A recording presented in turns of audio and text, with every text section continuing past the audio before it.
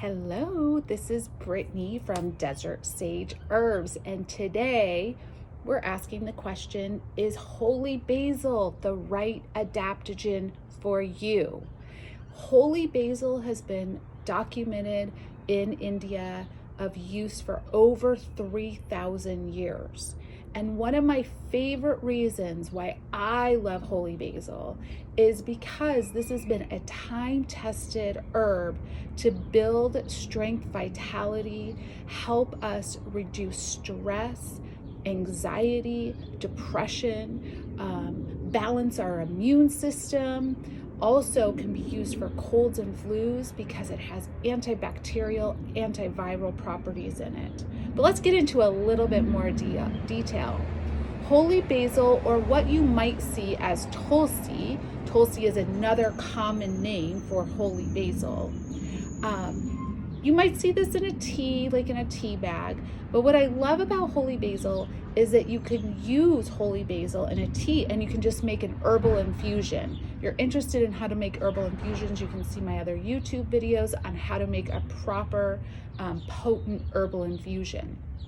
Whereas a lot of the adaptogens that I've already talked about, you have to decoct, meaning you have to boil the herb in a pan to get out the constituents. Whereas holy basil, we just put in a tea ball or in a pot or in a French press, pour the hot water, make sure to put your lid on it, right? Because holy basil, like all of the basils in our family, have a lot of volatile oils, and a lid's really important to keep those volatile oils, which are going to have all those antibacterial, antiviral properties. So this is a really easy one to mix in other teas. And two of my favorite teas that I carry, well, I don't know, also peaceful times, but I thought I would just pick two, is my Uplift Me tea and my blood sugar tea. And the reason I pick those is because I want to go into detail about why holy basil might be the herb for you. So I learned this term from David Winston years and years ago. He talked about stagnant depression, and holy basil, along with other herbs like lavender, rosemary, damiana, help with stagnant depression. What does stagnant depression mean? Stagnant depression would be kind of termed like PTSD.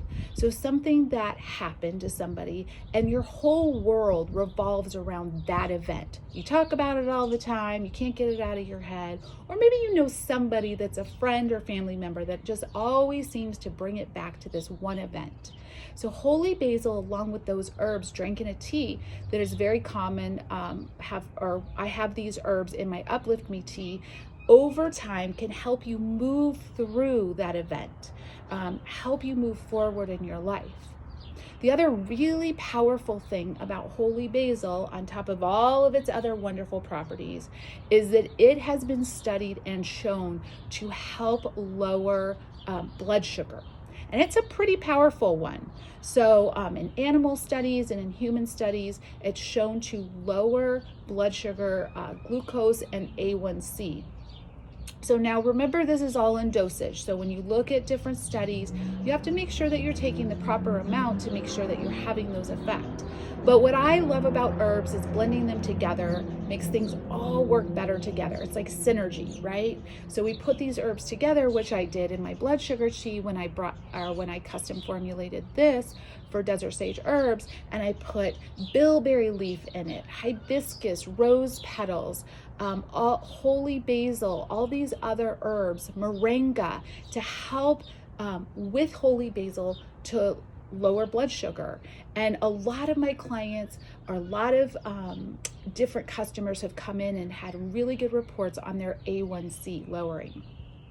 So since we're in the spring season, let's just remind you about one other fantastic benefit of holy basil, is that it is called an immune amphoteric, meaning that it balances the immune system. So in autoimmune conditions, or when we classify adaptogens, they have a balancing effect on the immune system. So not overstimulating and not suppressing. So one of the conditions that holy basil used over time can help with seasonal allergies. Also, allergic asthma. So when people have more asthma attacks, when their histamine levels go up, and allergies are more get more defined during those times. Now, this isn't just like, oh, I have some seasonal allergies right now and I'm going to take holy basil and it's just going to go away, right? This is more of a long-term use. So if you started drinking holy basil over the summer, you might notice that your fall allergies are decreased by a whole bunch. On top of it, all those other benefits of like, oh, it's this antidepressant, helps me uplift my spirits. It's also what we call a nootropic, which helps our brain, cerebral function. You can use it in traumatic brain injuries. So it's going to help us focus. If there's ladies out there that are in perimenopause or menopause and have some foggy brain, holy basil can help with that foggy brain. So these are some of the wonderful qualities about holy basil and why this might be the adaptogen for you. Now, like all plants, maybe there's some things why this wouldn't be the adaptogen for you. And so here's a couple things that I would say that you might decipher that this is not the plant for you. So if you are trying to get pregnant, I would discontinue your holy basil. It has been shown in studies to have anti-fertility. So if this is one of your goals, which adaptogens can help a whole bunch, go back to my video about shatavari, because shatavari is an excellent fertility herb, but holy basil would not be one that I would use. Included in that, I would discontinue or not use this plant in pregnancy. So if someone's pregnant, don't use a tea that has holy basil in it. So right now we don't have enough studies on it, but there has been a study that has shown that it shouldn't be used during pregnancy. So I just wouldn't use those. So even commercial, tea boxes and things like that, if it has holy basil in it, this isn't the herb for you at this time when you're pregnant. Interestingly enough, after, it might be an excellent herb for you to use because it actually is a galactagogue too, so it'll help the breast milk. But during pregnancy or trying to get pregnant, we're not going to use holy basil. So, but for everybody else, it's a great addition to your teas, and it's so easy to use. It has a lovely flavor. Speaking about flavors, I'm just going to take one more second. Vana, the holy basil of Vana is probably the most popular. And so you might want to use the Vana or the Rama. So the Rama, R-A-M-A, is actually the most commercially done. The Vana is more used, or you might be found in more wild. And then the Krishna, that's going to be your strongest flavor. So most tea companies are using the Rama, R-A-M-A, over the other ones, but all of them can be used interchangeably and can be used effectively for everything that I talked to you about.